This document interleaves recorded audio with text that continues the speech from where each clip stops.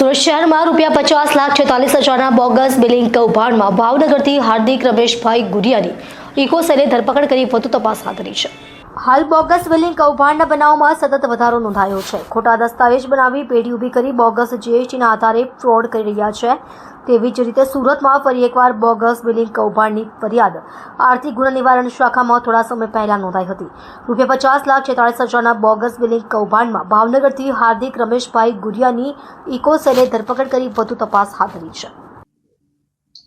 સુરત શહેર ખાતે ઇકોનોમિક જે સેલ છે તેની અંદર એક જીએસટી ટેક્સ ક્રેડિટની ચોરી અંગેની ફરિયાદ દાખલ થયેલી।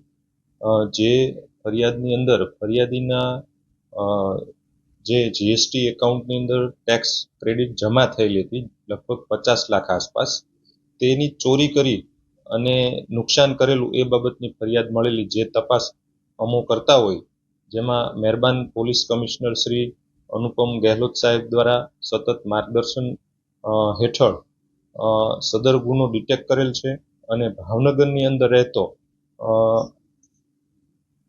એક ઈસમ એમને એરેસ્ટ કરવામાં આવેલ છે, જે એક્સિસ બેંકના sales executive business development executive Hardik Ramesh Gudiya એમનું નામ છે।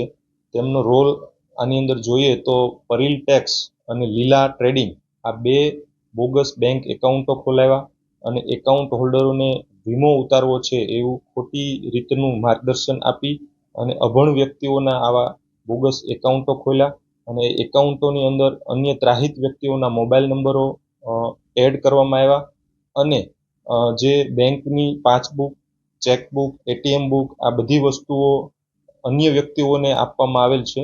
જે બાબતે આ ઈસમની ધરપકડ કરવામાં આવેલ છે અને એમના રિમાન્ડ મેળવવાની તજવીજ કરવામાં આવેલ છે। આગળની તપાસ અત્રે શરૂ